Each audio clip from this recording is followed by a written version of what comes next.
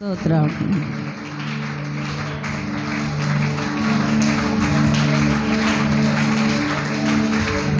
ప్రార్థన. మహోన్నతుడా, జీవాధిపతి, సర్వ సృష్టికర్తవైన మా తండ్రి, మా కొరకు ఈ లోకానికి వచ్చిన మహనీయుడా, మా అందరి అపరాధముల కొరకు జన్మ కర్మ పాపముల నిమిత్తమై కల్వరి శిలువలో ఆ ఎత్తైన కొండపైన ఆ గొల్గొతా శిఖరమందు భూమి ఆకాశములకు మధ్యలో వేలాడదీయబడ్డావు. నీ రక్తము ఏరులై పారింది. నీ ప్రాణం మా కొరకు బలిదానం చేశావు. మా కొరకు మేముగా కాదు, కానీ నీ కొరకు మేము బ్రతకాలి, నీతోనే మేము జీవించాలి, నీలోనే మా ఆనందం, నీలోనే మా సంతోషమని నీ కొరకు బ్రతికే ఆసక్తి, మారు మనసు మాకందరికీ కలుగు చేసి ఈ ప్రభు వల్ల ఆరాధనను దీవించి ఆశీర్వదించండి. నీ సన్నిధిలో ఉన్న నీ బిడ్డలను భద్రపరచండి, ఆరోగ్యవంతులుగా నింపండి. నీ పాద సన్నిధానంలో జరుగుతున్న సమస్త ఆరాధన కార్యక్రమాలు దీవించండి. యేసు నామములో అడుగుచున్నాము తండ్రి, ఆమేన్. లేచి నిలబడదాం.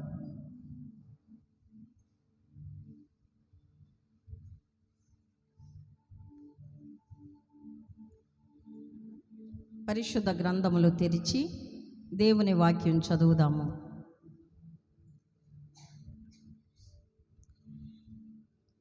యెషయా గ్రంథము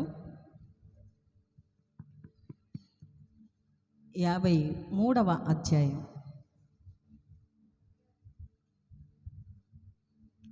యెషయా గ్రంథము 53వ అధ్యాయం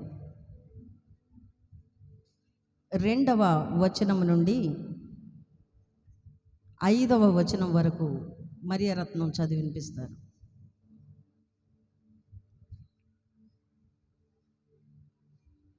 ప్రార్థన చేయడానికి పురుషుల్లో ఒకరు సిద్ధపడండి, ముందుకు రండి. యెషయా గ్రంథం 53వ అధ్యాయము 2వ వచనం నుండి 5వ వచనం వరకు ఒకరు చదువుతుండగా అందరం వెనకాల వాక్యం చెప్దాం. మైక్ ఇవ్వండి. అటు ఉందట, అటు ఉంది చూడు మా మైక్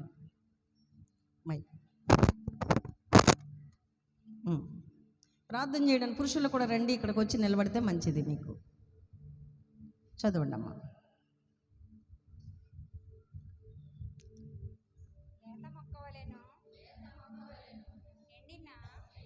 భూమిలో మొలిచిన మొక్కవలెను అతడు ఆయన ఎదుట పెరిగెను. అతనికి స్వరూపమైనను సొగసైనను లేదు.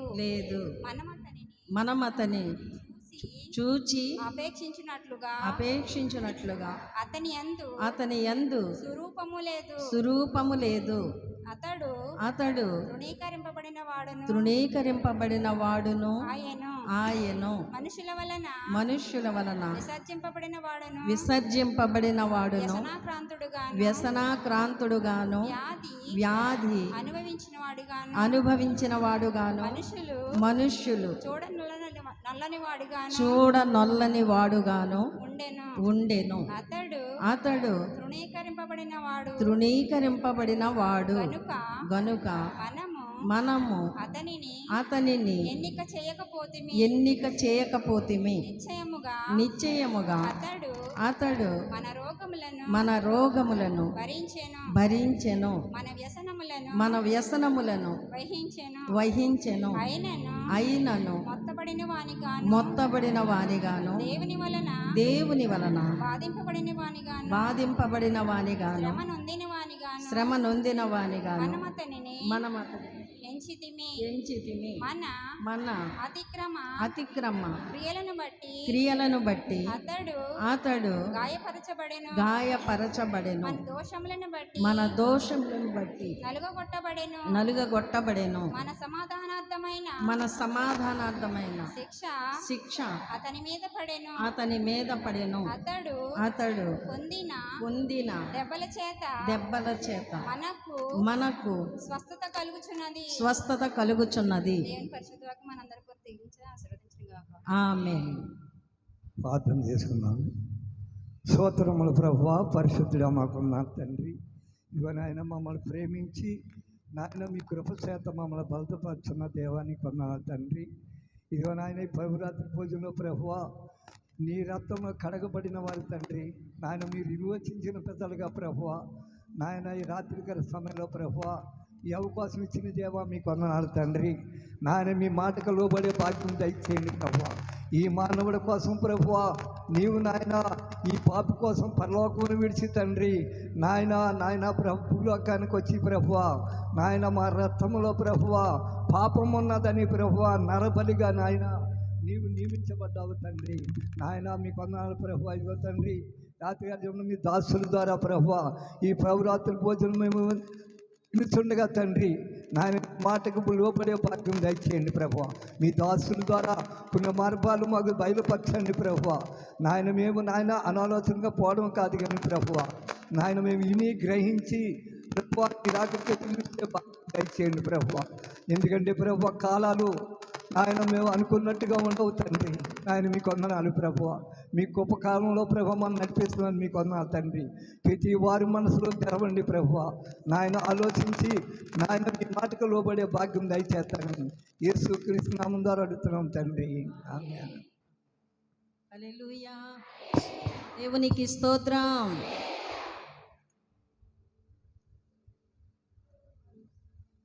కొంచెం ముందుకు జరిగి కూర్చోండి. ఇంకా ముందు రండి.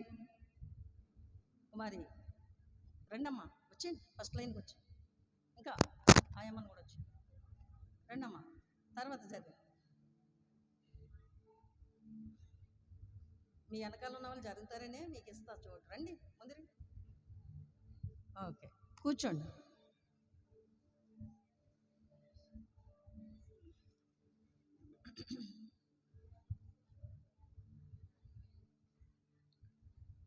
Praise the Lord. హల్లెలూయా. దేవునికి స్తోత్రం. హల్లెలూయా.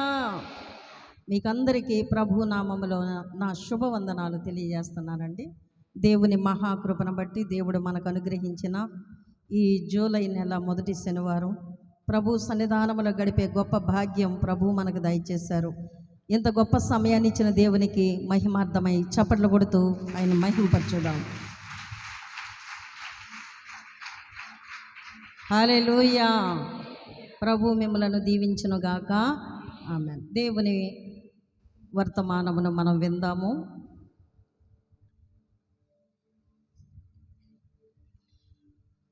చదవబడిన వాక్య భాగములో మనము ప్రతి సమయమందు జ్ఞాపకం చేసుకుంటున్నాం, దాన్ని నెమరు వేసుకుంటున్నాం, ధ్యానిస్తున్నాం. ఆ వాక్యం ప్రకారముగా మన ప్రభువు ఏ రీతిగా మన కొరకు శిలువ యాగమయ్యారో ఇదంతా కూడా జరగక మునిపే ప్రవచనాంశముగా వ్రాయబడిన సంగతులు. యేసు ప్రభువారు అప్పటికింకా ఈ భూలోకానికి రాలేదు, కానీ అది ఒక ప్రవచనం. జరగబోయే దానిని తెలియజేయడము ప్రవచనాంశము అంటారు. అయితే ఈ ప్రవచనాంశము మనము చదువుకుంటున్నాము అంటే మన కాలానికి వచ్చేటప్పటికి అది నెరవేరిపోయింది. ఆ దినాల్లో చూస్తే ఆ ప్రవచనం కొరకు, నెరవేర్పు కొరకు ఎదురు చూసిన భక్తులు ఎందరో ఉన్నారు. మరి దేవుడు మనకైతే ఈ ప్రవచనాన్ని నెరవేర్చబడిన తరువాత మనము దాన్ని ధ్యానిస్తున్నాం, ఇలా జరిగింది అని చెప్పి నమ్ముతున్నాం. అదే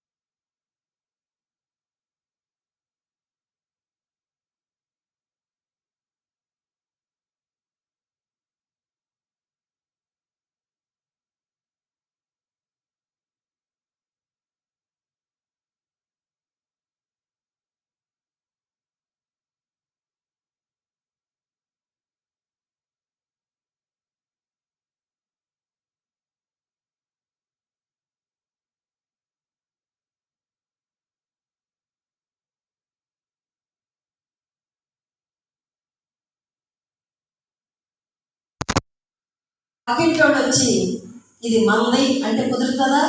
కుదరదు. ఆ రీతిగా మనకు అనేది ఒక హక్కు. రక్షణ అనేది భార్య భర్త పిల్లలు ఉన్నా కానీ వ్యక్తిగతం అంటే ఎవరితో అంతే. ఇప్పుడు చూడండి, ఒక మాట నేను చెప్తాను. ఒకరి బట్టలు ఒకరి ఇంట్లో వాళ్ళు వేసుకోవచ్చేమో, అక్కయ్య చెల్లి అన్నయ్య తమ్ముడు వేసుకోవచ్చు బట్టలు. అలాగే అమ్మవి కూతురు చీరలు కట్టుకోవచ్చు కదా.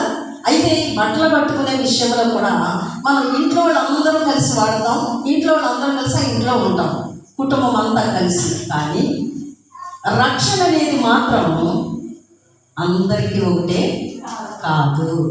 అర్థమైందా? బిడ్డది బిడ్డదే, తల్లిది తల్లిదే, భర్తది భర్తదే, భార్యది భార్యది, ఎవరిది వారిదే. హల్లెలూయా, దేవునికి స్తోత్రం. ఇప్పుడు అర్థమైందా మీకు ఈ విషయం? రక్షణ ఎవరిది చెప్పండి. ఇప్పుడు నాది ఎవరిది? రక్షణ ఎవరిది?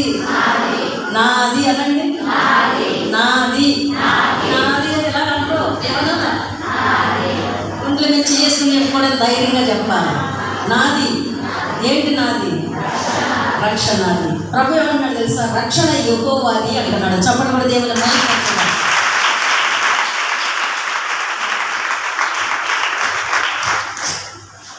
ఎవరిది రక్షణ?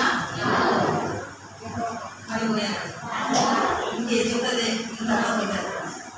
నాది అన్న తర్వాత ఏం చెప్పుకున్నాం? రక్షణ ఎవరిది? ఎక్కడి నుండి వచ్చింది మనకి రక్షణ? యెహోవా యొద్ద నుండే వచ్చింది. యెహోవా వలననే మనకు సహాయం కలుగుతుంది. ఎందుకంటే ఆయన భూమి ఆకాశములకు సృష్టికర్త కనుక. ఎక్కడుంది వాక్యం? 121 చూడండి. 121 యెహోవా వలననే నాకు సహాయము కలుగును, ఆయన భూమి ఆకాశములను సృజించినవాడు. హల్లెలూయా. ఇల్లు కొంటే ఇంట్లో మనమే ఉంటాం. భూమంతా కొనగలమా? చెప్పండి. మొత్తం భూమంతా కొనేయగలమా? భూమంతా కొనేయగలమా? రాయిదానికి ఏం చేసినట్ట?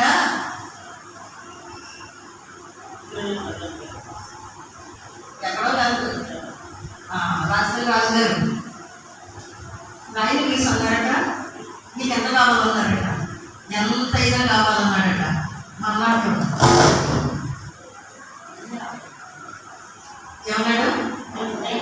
ఎంతైనా సరే, అయితే కావాలంటున్నావు కదా అని చెప్పి ఇంట్లో నౌకర్ని కొండకి కుంపడి కట్టేలా గుర్తుందా?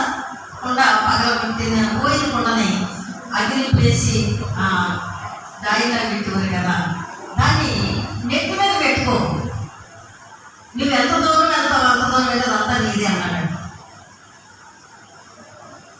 అర్థమైందా నీకు? ఏం పెట్టుకోమన్నాడు నెత్తి మీద? కుంపటి. నిప్పులు కూడా నెత్తి మీద పెట్టుకోమంటే పెట్టుకుని వెళ్తా ఉన్నాడట. వెళ్తా ఉన్నాడు. ఏ ఆశతో వెళ్తున్నాడు ఆయన? చెప్పండి.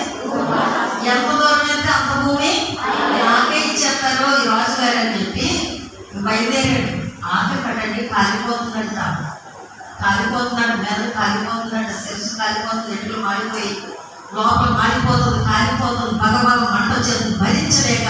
అయినా కానీ ఇంకో పక్కన ఇంకో మైలు, ఇంకో కిలోమీటర్, ఇంకో గజం, ఇంకో మీటర్ అనుకుంటుంది. నడిచేస్తా ఉన్నాడు. మాట్లాడాడు. ఒక చోట కుప్ప కూలిపోయి పడిపోయాడు.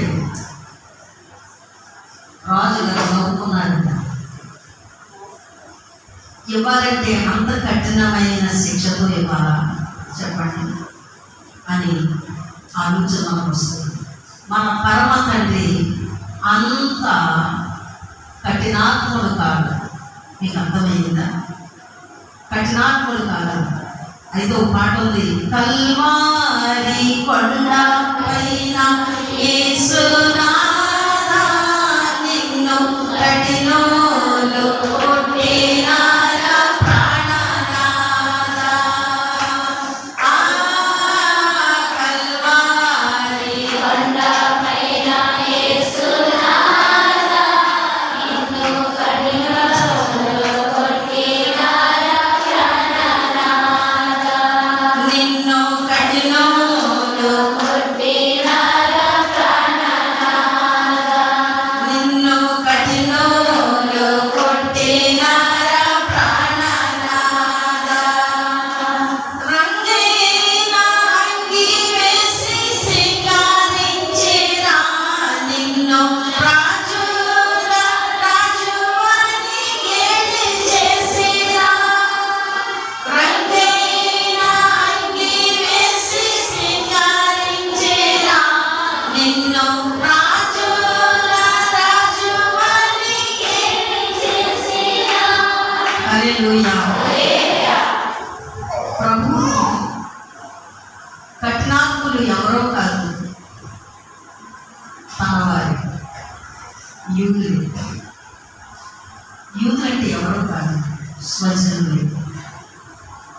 స్వజనుల్లో నుండి వచ్చింది కఠినత్వం. మనకి కూడా మన కుటుంబాల్లో నుంచే కఠినాత్మలు మనకు ఎన్నో విధాలుగా బాధిస్తూ ఉంటారు, ఎన్నో విధాలుగా వేధిస్తూ ఉంటారు, నిందిస్తూ ఉంటారు, అవమానపరుస్తూ ఉంటారు. ఎవరో కాదు, మన ఇంట్లో వారే, మన కుటుంబపు వారే, మన రక్త సంబంధులే. నేను నేర్చుకున్నాం, రక్త సంబంధికి ముఖము చాటేయకూడదని శుక్రవారం వచ్చిన విని ఉంటారు. బంధువుల్ని వదులుకోకూడదు, వాళ్ళ వల్ల పేద వరకు శిక్ష మన మీదకి వచ్చినా కానీ వదులుకోకూడదట. ఎందుకంటే అది ఈలోక సంబంధమైందే. ఆ శిక్ష, బాధ, వేదన పరలోకములో ఇవన్నీ సహించినందుకు ఆనందిస్తాము యుగ యుగాలు, తరతరాలు. ఆ ఆనంద సంతోషము కొరకు ఈ నిందలు, ఈ బాధలు, ఈ శ్రమలు, ఈ దుఃఖం, ఏడుపులు అన్నీ పోయారు. అది ప్రభు మనకు నేర్పించిన విధానం. హల్లెలూయా. గమనించండి, యేసు ప్రభు వారిని స్వజనులే బాధ పెట్టారు, యూదులే ఇబ్బందులకి గురి చేశారు. దానికి గల కారణం ఏంటి అంటే ప్రవచనముల నెరవేర్పు.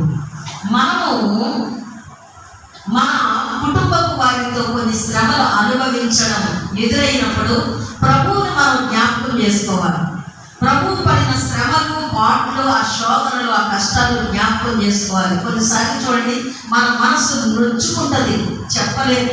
ఎందుకంటే తోడ పుట్టిన వారేనా, లేకపోతే కన్న వారేనో, స్నేహితులేనో, రక్త సంబంధం ఉందేనో, కాస్త కోస్త దూరపు చుట్టాలు బీరకాయ పీసానో, ఏదోదో అని చెప్పుకుంటే తీరా చూస్తే వాళ్ళ వలన మనకి ఏమి ఎదురవుతుందంటే కష్టాలు ఎదురవుతాయి. కష్టాలు, ఆ కష్టాలు ఎదురైనప్పుడు మనకు కలిగే అవమానము, మనము పడిన బాధ ఎంత అంత కాదు, చాలా వేదన.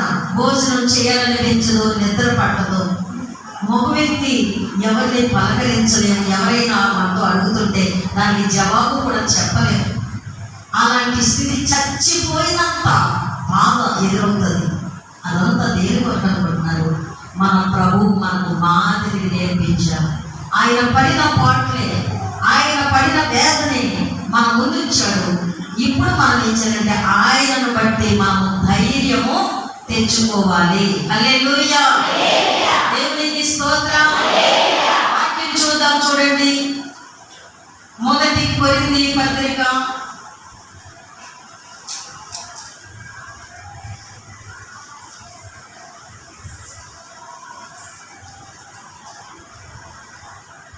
15వ అధ్యాయము 33వ వచనం, 34వ వచనం చదువుకుందాం.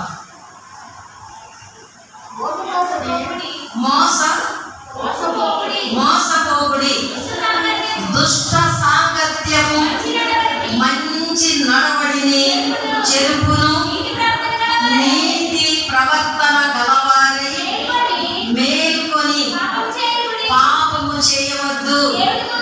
దేవుని కూర్చిన జ్ఞానము కొందరికి లేదు. చాలండి, కొందరికి లేదు. రక్షణ పొంది కూడా కొందరికి దేవుని కూర్చిన జ్ఞానము లేదు. రక్షణ పొందిన వారికి కూడా దేవుని కూర్చిన జ్ఞానము లేదు. కొందరికి అందరికీ లేదు, అందరికీ కాదు. కొందరైతే బాగానే ఉన్నారు, కొందరు మాత్రమే. అయితే ఇక్కడ ఏమంటే మోసపోవద్దు. ఏ విషయంలో మోసం మనకు తెలుసు. కొన్ని ఎలా ఉంటాయంటే, మన వాళ్ళు కూడా RS కట్టి మోసపోయారు కదా. మళ్ళీ వచ్చి 10,000 కట్టండి, కట్టరా? వాళ్ళంటే మంచోడే, వాళ్ళంటే అడ్రస్ లేకుండా పోయారు, కానీ వీళ్ళైతే మంచోడేనంట, కట్టరా? ఎంత షాక్ తిన్నారా? అపవాది కూడా మనల్ని అలాగే షాక్ గురి చేస్తాడు. ఎలాంటి విపత్తు మన మీదకి తీసుకొస్తాడో మనకు తెలియదు. దానికి ప్రభు చెప్తున్నాడు, మోసపోవద్దు అంటున్నాడు. దేనికి మోసం? అపవాది మనల్ని మోసగిస్తాడు. ఎలా మోసగిస్తాడంటే, నీ భక్తిని, నీ యథార్థతను, నీ నీతిని, దేవునిలో నీకున్న నమ్మకాన్ని ఎలాగోలాగా విడిచిపెట్టేలాగా, నిన్ను దూరం చేసేలాగా నిన్ను మోసగిస్తాడు. మోసగించినప్పుడు ఆ మోసపు వలలో నీవు నీవు చిక్కుపడిపోకూడదు. నువ్వు పడిపోయావంటే మరి బయటికి రాలేవు. ఆ చిక్కులో నుండి, ఆ చిక్కుల ముడిలో నుండి నువ్వు బయటికి రాలేవు. ఎందుకు రాలేవు అంటే అది నీ వలన సాధ్యం కాదు. హల్లెలూయా, దేవునికి స్తోత్రం.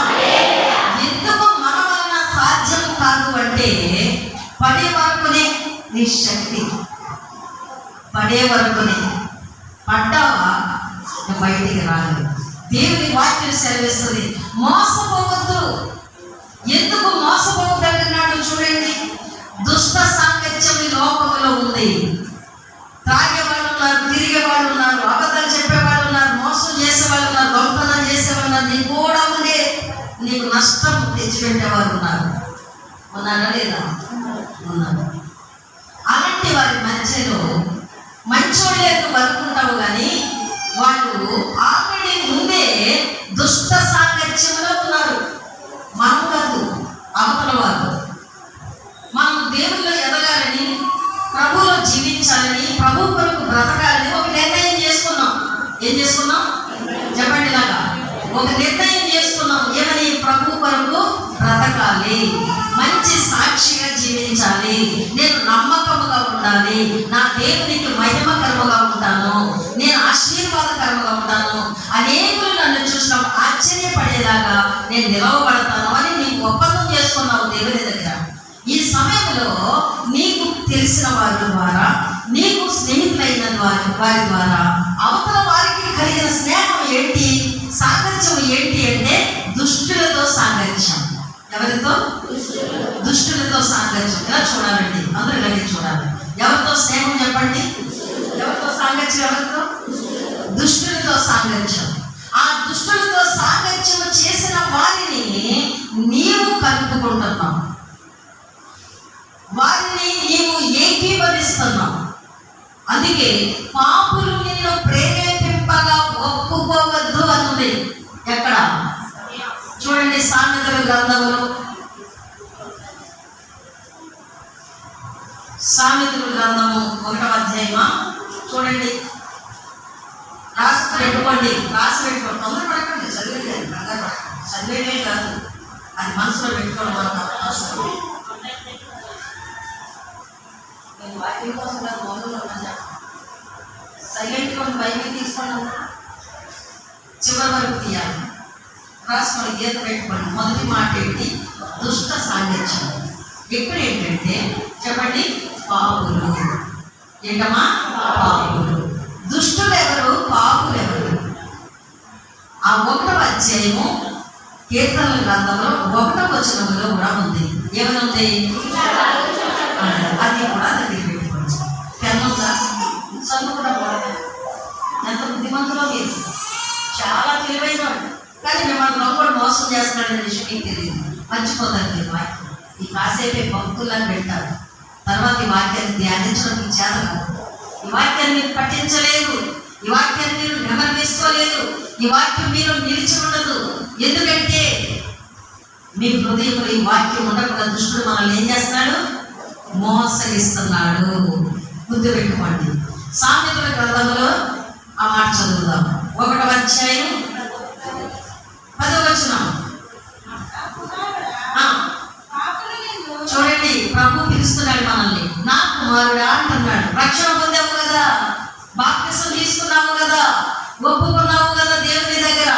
సేవకులు చెప్పినట్టు ఉంటాను, సంఘ కార్యక్రమాల్లో ఉంటాను, నేను ఎక్కడ తప్పిపోను, నా మరణం వరకు, నీ రాకడ వరకు నేను ఎక్కడ విడిచి దూరంగా ఉండను అని మాటిచ్చావు కదా ఆ రోజున. అందుకని నా కుమారుడా అని పిలుస్తున్నాడు. ఇప్పుడు మనకు ఆయన ఎవరు? తండ్రి. మనకు ఆయన ఎవరు చెప్పండి? తండ్రి. నా తండ్రి నీవే, నా దేవుడవు నీవే, నా తండ్రి నీవే, నీవే. పడదాం. నా తండ్రి నీవే, నా దేవుడవు నీవే, నా తండ్రి నీవే, నీవే. యేసయ్యా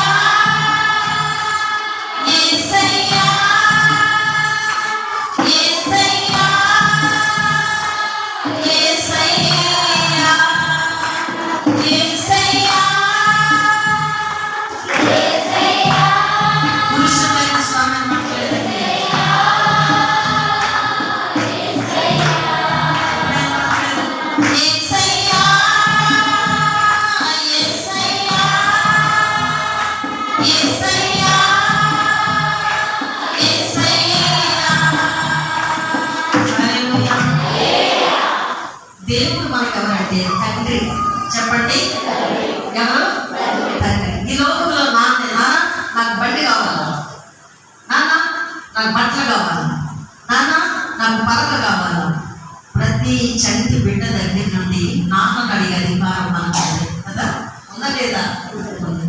అయితే పరమ తండ్రిని అడిగే అధికారము నీకు ఇచ్చాడు. అది నీకు తెలుసా? పరమ తండ్రిని ఎలా అడగాలి, ఎలా మాట్లాడాలి ఆయనతో, అలాంటి అధికారం నీకు ఉందా? ఆ అధికారం నీవు నిలబెట్టుకోగలుగుతున్నావా? గమనించండి, పాపులతో స్నేహం చేస్తే అధికారం కోల్పోతావు. దుష్టులతో సాంగత్యం చేస్తే తండ్రి అని పిలిచే అధికారాన్ని కోల్పోతావు. నీవు పరమ తండ్రి చేరువకు సమీపానికి వచ్చి ఆయనను బ్రతిమలాడుకునే హక్కు కోల్పోతావు. అందుకే అప్పుడే అంటారు మన వాళ్ళు, ప్రార్థన చేయాలనుకుంటున్నాను కానండి చేయలేకపోతున్నాను. ఏంటో ఇలా చేస్తానని కూర్చుంటానికి ఎవరో పిలిచేస్తారండి, ఏ మోకాళ్ళలోనే చేస్తాయండి, ఏ తలో పరువైపోద్దండి. ఇదంతా ఏంటనుకుంటున్నావు? నీవు దేవునికి దూరం అయిపోయిన సంగతి నీకు తెలియలేదు. దేవునికి నీకు ఎడబాటు వచ్చేసింది. ఆ ఎడబాటును తీసి నిన్ను దగ్గరికి చేయాలని, ఆ ఎడబాటు అనే గోడను కూలద్రోసి నిన్ను ప్రభు సమీపానికి చేయాలని ఆయన ఆశ. హల్లెలూయా. ఆయన ఆలోచన. అందుచేతనే మనం ఏం చేయాలంటే, పాపాత్ములు మనల్ని ప్రేరేపిస్తారు. ఆదివారం చర్చికి వెళ్ళకు, రా మాతో, ఆదివారం రా మాతో, ఫంక్షన్ ఉంది, పని ఉంది. శుక్రవారం ఉపవాసం ఉండకు, నీ ఒంట్లో ఆరోగ్యం బాగాలేదు, నీ కాళ్ళు నొప్పులు, నీ తల నీరసం, నీ తల పోటు, నీ కడుపులో బాగాలేదు కదా, కంటి ఉంది కదా, కాయ ఉంది కదా అని చెప్పి నేనేం చేస్తారంటే అపవాది వాడు ప్రేరేపిస్తాడు. ఎవరిలో ప్రేరేపిస్తాడో చివరికి ఎవరో దొరకకపోతే నీ ఆత్మలోకి సొరబడిపోతాడు, నీ హృదయంలోకి సొరబడిపోయి నిన్ను బలపరిచేస్తాడు. వాడి లాలన మాటలతో వాడు నిన్ను బొజ్జగిస్తాడు, లౌక్యంగా మాట్లాడతాడు. ఆ లౌకిక బోధలు నీకు ఎలా ఉంటాయంటే వేదవాక్కుల్లా ఉంటాయి, బలమైన మాటలా ఉంటుంది. అబ్బా ఇదే అసలైన మాట అని నువ్వు వెంటనే దానికి లొంగిపోతావు, వెంటనే పడిపోతావు. అందుచేతే పాపాత్ములు ఉన్నారు ఈ భూమి మీద, దుష్ట సాంగత్యం ఉంది ఈ భూమి మీద, దుష్టుల ఆలోచన ఉంది ఈ భూమి మీద. వాటి ఛాయకు కానీ, వాటి జాడకు కానీ, వాటి నీడకు కానీ నువ్వు వెళ్ళకూడదు. రాసుకున్నాను, వెళ్ళకూడదు. వెళితే నా కుమారుడా అనిపించుకోవడానికి మనం యోగ్యులము కానేరము. ఆ హక్కు కోల్పోయిన వారు అవుతాం. లూకా సువార్తలో 15వ అధ్యాయంలో ఒక మాట ఉంది, చదువుదాము.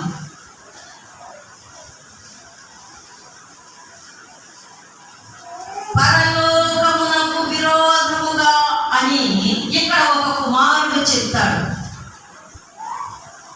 ఎవరికి విరోధముగా ఉన్నాడంటే 18వ వచనం, నేను వినాలి జాగ్రత్తగా, నేను లేచి, ఎక్కడ నుండి లేచి. ఇప్పుడు చెప్తాం, దానికి ముందు ఒక స్టోరీ ఉంది కదా, కథ ఉంది. ఆ తప్పిపోయిన కుమారుడు పట్టేసిన డబ్బులన్నీ అయిపోయాయి, స్నేహితులందరూ వెళ్ళిపోయారు, బలమంతా పోయింది, ఆరోగ్యం క్షీణించిపోతుంది, అవమానం సిగ్గు ఎదురైంది, ఆకలికి చచ్చిపోతున్నాడు. హల్లెలూయా. దేవునికి స్తోత్రం. దేవుడు ఎప్పుడు గుర్తొస్తాడండి మనుషులకి? ఒంట్లో రోగం వచ్చాక, కష్టాలు, సమస్యలు, శ్రమలు ఎదురైతే, శోధనలో గురిగినప్పుడు అప్పుడు దేవుడు గుర్తొస్తాడు. దేవుడు మొదట్లో గుర్తురాడు ఎవరికైనా సరే. ఏంటి?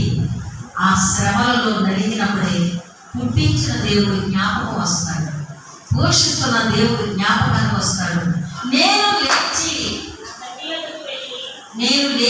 అనే మాట ఏంటంటే బురదలో నుంచి లేచి, ఎందులో నుంచి?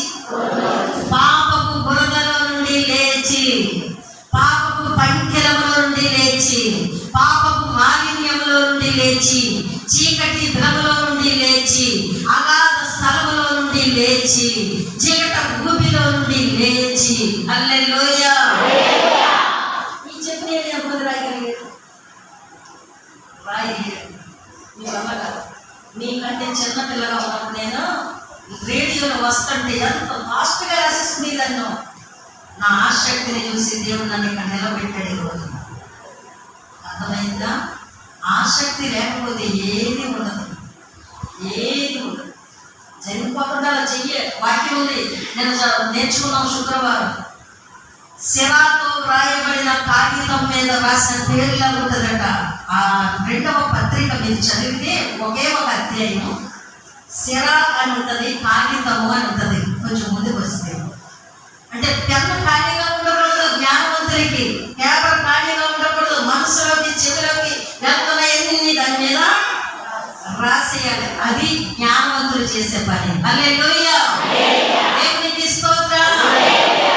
అందరూ ఏం చేయాలంటే హృదయం అనే పలక మీద ఏం చేయాలి? రాసేసుకోవాలి. కాదు, ఏం రాసేసుకోవాలి? హృదయం అనే పలక మీద రాసేసుకోవాలి. ఏంటయ్యి? దేవుని వాక్యములు. చెప్పండి అందరూ. దేవుని వాక్యములు. ఎనకల్లో చెప్పండి అమ్మా. నాకేం చదువు వచ్చు అనుకుంటున్నారా? నాకు పెన్ను పట్టుకోవడం రాదనుకున్నారా? కాదు కాదు, మనస్సుతో రాయాలి, మనస్సుతో రాయాలి, మనస్సుతో రాయాలి. నీ హృదయం అనే పలక మీద మనస్సుతో రాయాలి. మనస్సు చెడిపోతే పెన్నులో ఇంక్ అయిపోయినట్టే. అర్థమైందా? మనస్సు చెడిపోతే పెన్నులో ఇంకు రీపులు అయిపోయినట్టే. అయిపోయి ఏం రాయగలవు? అది గుచ్చేస్తావు కానీ పేపర్కి ముళ్ళు గుచ్చడిపోతుంది కానీ రాత పడతావు. పడుతుందా? చెప్పండి. ఎగ్జామ్ తెలియదు 2 పిల్లలు సరిగ్గా రాసినప్పుడు ఏమైందంట? పెన్లో రింగు అయిపోయిందంట. ఇంకో పెన్ లేదు. ఏం చేయాలి? అన్నీ వచ్చేసట. క్వశ్చన్ పేపర్ చూడగానే అన్నీ వచ్చేసరుకుందంట. రాసేట ఉంటే సడన్గా ఏమైంది? అయిపోయింది. ఎవరి మన ఇవ్వట్లేదంట. ఫస్ట్ మార్కులు వచ్చేస్తాయని ఊహల్లోకి వెళ్ళింది. రాయడానికి ఏమి లేదు. అలా ఉంటుంది. పిల్లలారా బాగా వినండి, నేర్చుకోండి. అమ్మా మీరైనా సరే నేర్చుకోండి. వాక్యం విని విడిచిపెట్టే వారిలో ఉండకండి. వాక్యాన్ని హృదయంలో ధ్యానపూర్వకముగా నేర్చుకోండి. అది అర్థం చేసుకుంటూ నేర్చుకోండి. మీకు అది ఎంతో మేలుకరంగా ఉంటుంది. హల్లెలూయా. చూడండి, ఇక్కడ అంటాడు నేను లేచి. ఎవరికి వారే అనుకోవాలండి. నువ్వు లేచి అంటే దేవుడు చెప్పినట్టు నేను లేచి అంటే నా అంతటి నేనుగా లేవాలి అని మనం అనుకోవాలి. నా అంతటి నేనుగా లేవాలి. పాట పాడతారు ఎంతో గారు. ధూళి దులుపుకొనుము నీ మెడ కట్లు విప్పుకొనుము, ధూళి దులుపుకొనుము నీ మెడ కట్లు విప్పుకొనుము, సుందరమైన వస్త్రము వేగం ధరించి సిద్ధపడుము, సుందరమైన వస్త్రము వేగం ధరించి సిద్ధపడుము, సమయమిదే సగమ సమయమిదే సిరియమలో చేరుటకు సంగమ సమయమిదే, సిరియమలో చేరుటకు సంగమ సమయమిదే. హల్లెలూయా. చూద్దాం. నేను లేచి నా తండ్రి యొద్దకు వెళ్ళి తండ్రి నేను పరలోకమునకును విరోధముగాను నీ ఎదుటను పాపము చేశాను. ఈ రోజున ప్రభు బల్ల కొరకు సిద్ధపడిన మనము స్ట్రైట్ గా చూడండి. తల తెచ్చుకోండి. స్ట్రైట్ గా చూడాలి. దేవుని ముఖాముఖిగా చూడటంలో ఆయన ప్రత్యక్షత మనకు కలుగుతుంది. జాగ్రత్తగా వినండి. తండ్రి, నేను నీ దృష్టి ఎదుట పాపం చేశాను. ఎలాగంటాడు? ఎవరికట? నీ ఎదుటను పరలోకమునకు విరోధముగా నేను నీ ఎదుట పాపం చేశాను. ఇప్పుడు తండ్రికి పరలోకానికి లింక్ ఉంది. బాగా వినండి, తండ్రికి పరలోకానికి లింక్ ఉంది. అంటే ఈ భూమి మీద తండ్రిని గణపరిచిన వారే పరలోకమునకు హక్కుదారులు. అర్థమవుతుందండి? బాబు వింటున్నారండి? చూడండి, ఈ లోకములో తండ్రిని గణపరచాలి. తండ్రి ఎవరు? పరలోక తండ్రి. ఎవరో తండ్రి చెప్పండి? పరలోక తండ్రి. పరలోక తండ్రిని ఎవరైతే గణపరుస్తారో వారు పరలోక రాజ్యానికి హక్కుదారులు. తండ్రి మాట వినకుండా, తండ్రికి లోబడకుండా, తండ్రి చిత్తమును నెరవేర్చకుండా నేను పరలోకం వెళతాను అంటే అవ్వదు. శుక్రవారం కూడా గుర్తు చేసుకున్నాం గత వారాన్ని. యాకోబు పత్రికలో 4వ అధ్యాయంలో 15వ వచనమా ఎంత? ఎవరంటే ప్రభువు చిత్తమైతే ఇది అది చేస్తాము అని చెప్పుకొనవలెను. అలా చెప్పాలండి. అంతేగాని నేనండి ఇల్లు కట్టానండి, నేను కాబట్టండి పెళ్లి చేశానండి, నేను కాబట్టండి రెక్కలు ముక్కలు చేసుకొని అప్పులు తీర్చానండి, నేను ప్రభువు చిత్తంలో, ప్రభువు కృప వలన, ప్రభువును బట్టి ఈ మాటలు ఎవరైతే పలుకుతారో వారు తండ్రి అడుగు జాడల్లో నడిచిన వారు. హల్లెలూయా! నీవు తండ్రి అడుగు జాడల్లో ఆయన చిత్త ప్రకారము నడుస్తున్నావా? నడిస్తే ఇదిగో మారు మనసుకు తగిన ఫలము, క్రియలు, సత్క్రియలుగా ఉండాలి.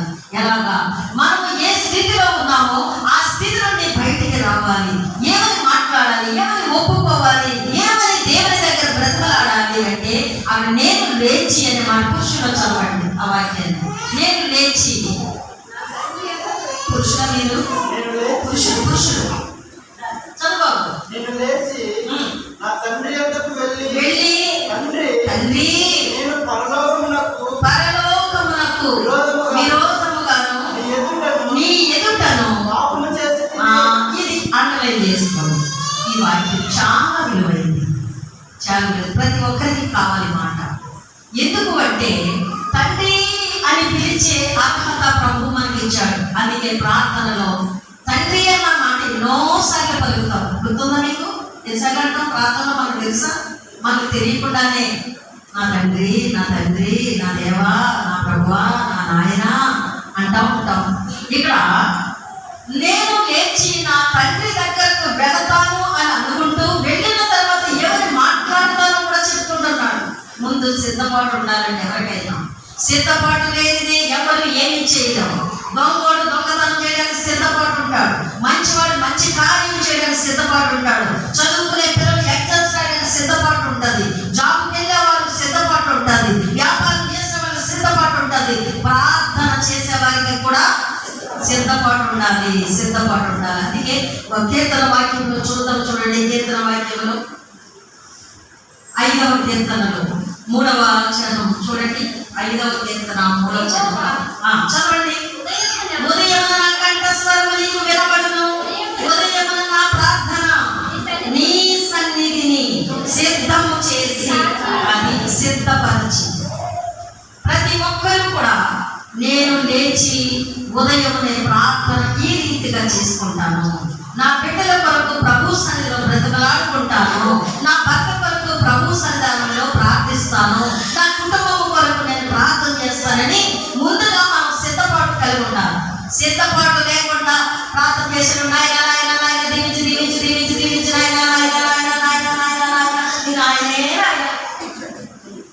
అందులో మాట్లాడాలి. అర్థమవుతుందండి? వింటున్నారా? హల్లెలూయా! ప్రార్థన సిద్ధపాటు ఉండాలి ప్రతి విశ్వాసికి. ఏంటి సిద్ధపాటు? నేను ఉదయం ఆరాధనకు వెళ్తాను, ఆరాధనలో ప్రార్థన చేయమని సేవకులు చెప్పగానే నేను ఎలాంటి ప్రార్థన చేయాలి? నేను ప్రార్థన చేస్తాను. దేని కొరకు నేను ప్రార్థన చేయాలి? ఏ విషయంలో ప్రార్థన చేయాలి? కొంత అసలు మళ్ళీ చేస్తారు ప్రార్థనకి. ఏం మాటలు రావు. ఇంకో మాట చెప్తారు, చేసిందే మళ్ళీ చెప్తారు, చేసిందే మళ్ళీ చేస్తారు. కాదు. ప్రార్థన చేసావంటే నీ మాటలు నూతనముగా ఉండాలి. దేవుని ఆత్మతో పెనవేసుకుని ఉండాలి నీ మాటలు ప్రార్థనలో.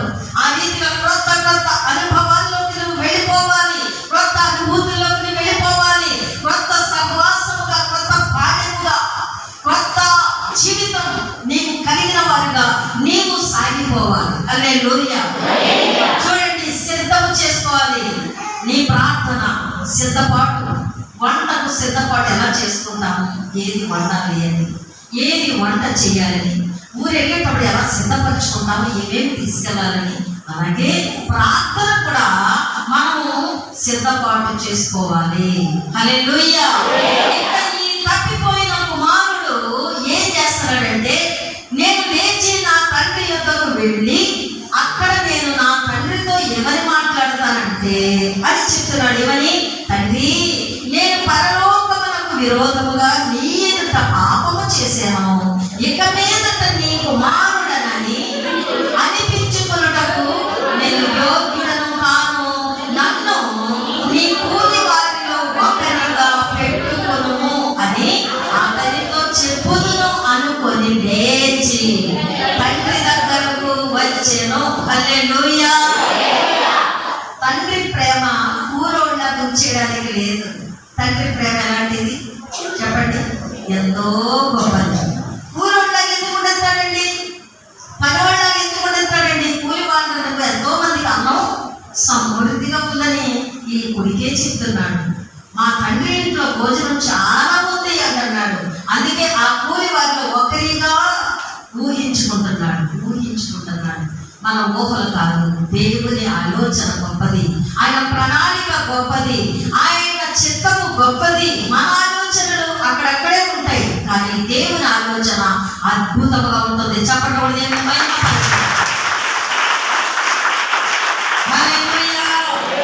కనుక మనము తండ్రితో ఎలా మాట్లాడాలి? ఒకవేళ ఇప్పటి వరకు నీవు దేవునికి దూరంగా ఉన్నావా, లేక దేవుని విడిచిపెట్టి నీ సొంత జ్ఞానముతో ముడిపడి తిరుగులాడుతున్నావా? నెలలు వెళ్ళిపోతున్నాయి. ఎన్ని నెలలు అయ్యాయండి ఇప్పటికి? నూతన సంవత్సరం వచ్చాక ఎన్ని నెలలు పూర్తయ్యావు? నువ్వు ప్రభు బల్లకు వచ్చింది ఎంతకాలం? ప్రభు బల్ల నెలకు ఒకసారి. అయితే ఆరాధనలకు వచ్చి ఎంతకాలం? శుక్రవారం ఆరాధన ఉపవాసుకోవడానికి వచ్చి ఎంతకాలం? నెలలో మల్లెటి పేరు వచ్చి ఎంతకాలం? గృహాల్లో జరిగే కూడికలకు, విజ్ఞాపన కూటాలకు ఎక్కడ ఏ సమయంలో నువ్వు పాల్గొందావు? ఏ రీతిగా ఉంది ఒక్కసారి నువ్వు విమర్శించుకో. నిన్ను నీవు పరీక్ష చేసుకుని చూడు. నువ్వు దేవునికి దగ్గరగా ఉన్నావా? దేవునికి, పరలోక తండ్రికి విరోధంగా ఉన్నావా? పాపము చేస్తూ ఆయనకు దూరంగా ఉన్నావా? ఎలా ఉంది నీ విధానం, నీ పద్ధతి ఎలా ఉంది? ఏంటి అసలు నీ ఉద్దేశం ఏంటి? నువ్వు యేసు రక్తంలో కడగబడ్డావా? కడగబడితే నీ జీవితం పవిత్రంగా ఉండాలి, పరిశుద్ధముగా ఉండాలి, నీతిగా ఉండాలి, నీతి క్రియలు చేయాలి. నీవు దుష్ట సాంగత్యము చేయకూడదు, అన్యులతో చేరకూడదు, అన్యులతో సహవాసం చేయకూడదు, అన్యుల కార్యములలో విధులలో నువ్వు పాలుపంచుకోకూడదు. నీ కార్యములన్నీ పవిత్రముగాను, పరిశుద్ధముగాను, నీతిగాను, యథార్థముగాను, నమ్మకముగాను ఉండాలి. ఇవన్నీ నీలో ఉన్నాయా? చూసుకోండి. ఈ రోజున మనం విమర్శించుకునే టైం. పరీక్షలు రాస్తారు చూడండి. పిల్లలకి పాత రోజుల్లో 3 నెలలు 5 నెలలకు ఉండేది.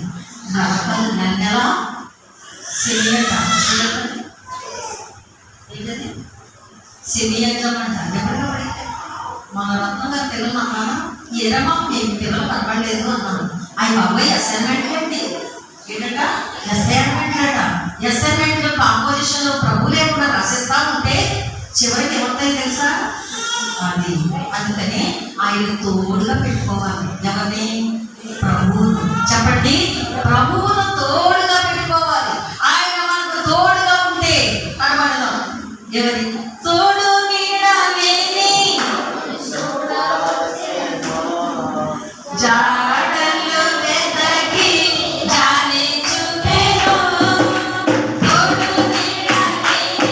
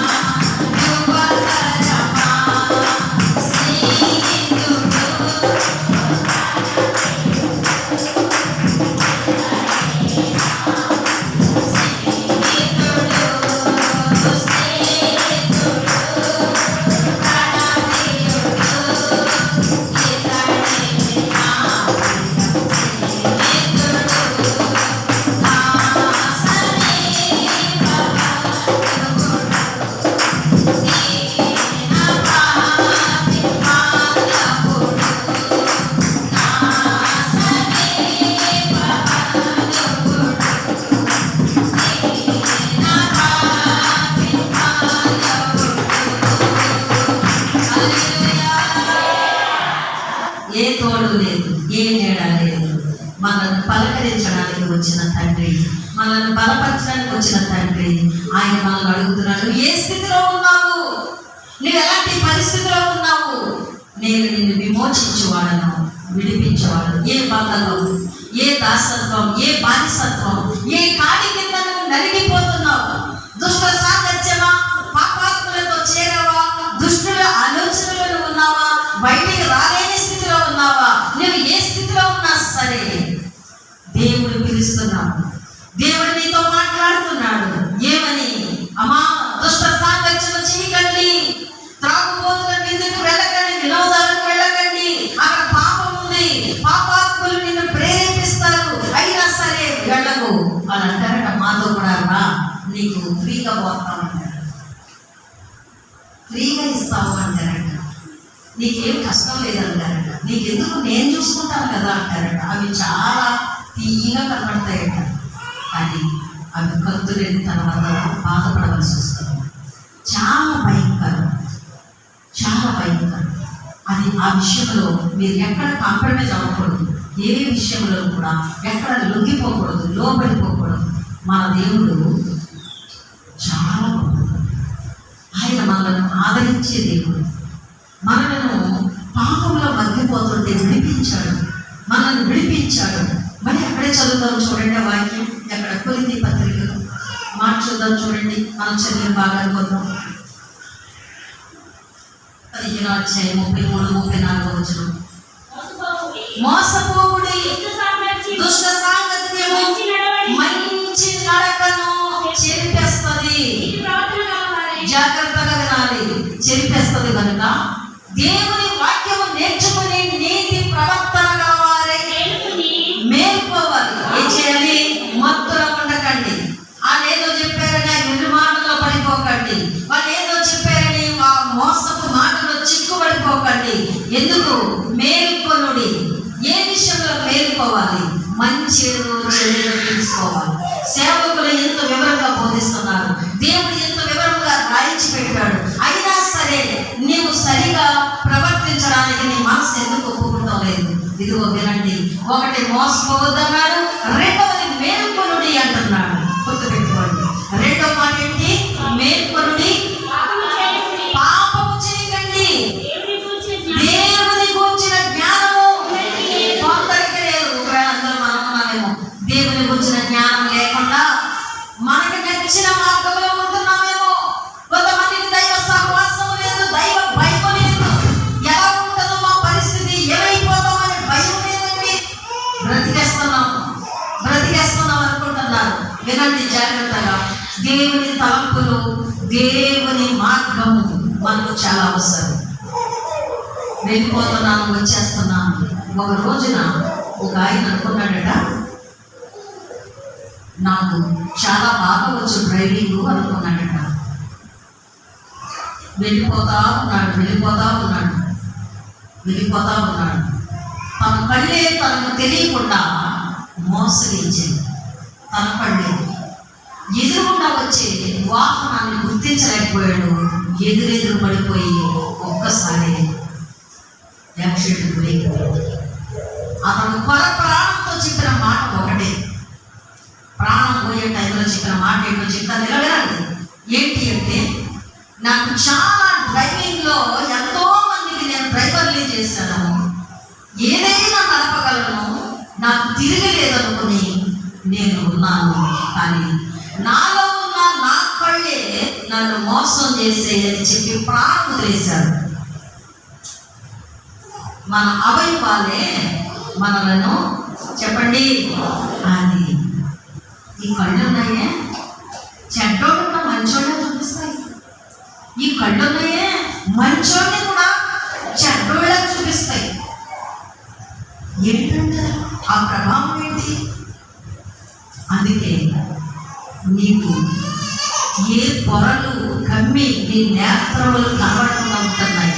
వాక్యం ఉంది, ఈ యుగ సంబంధమైన దేవత అవిశ్వాసులైన వారి మనోనేత్రములకు గుడ్డితనము చేస్తున్నాడు, గుడ్డోళ్ళు చేస్తున్నాడు. కన్నులుండి గుడ్డోళ్ళు అయిపోతున్నాం, కళ్ళుండి గుడ్డితనంలో ఉంటున్నాం. ఈ కన్నులుండి గుడ్డివారిగా ఉండడానికి కాదు కదా, చూడగలిగిన కన్ను కావాలి. ఏ కన్ను? ఏ కన్ను చెప్పండి? చూడగలిగిన కన్ను. కన్నులుండి గుడ్డివారితో ఉండడానికి కాదు. అందుకే వాక్యం ఉంది, గుడ్డివారి కన్నులను ఏం చేస్తారంట? తెరవజేయవాడు. చెప్పడం దేవుని మహిమపరచు. హల్లెలూయా. గుడ్డివారి కన్నులను తెరవజేయవాడు మన దేవుడు. నీ కన్నులలో ఒకవేళ పొరగమ్మి మంచిని చెడుగా చూస్తుందా? నీతితో కూడిన దేవుని మార్గము నీకు దుర్నీతిగా కనబడుతుందా? ఒకవేళ దుష్టత్వము, దుష్ట సాంగత్యము నీకు మంచిగా కనబడుతుందా? ఎలా ఉంది నీ ప్రవర్తన? జాగ్రత్తగా గమనించండి. దేవుని పిల్లలుగా మనము ఏం చేయాలంటే, మనమట కొందరికి జ్ఞానము తక్కువగా ఉంది, జ్ఞానము లేకే ఉన్నారు. అందుకే 92వ కీర్తనలో అంటాడు. చూడండి 92వ కీర్తనలో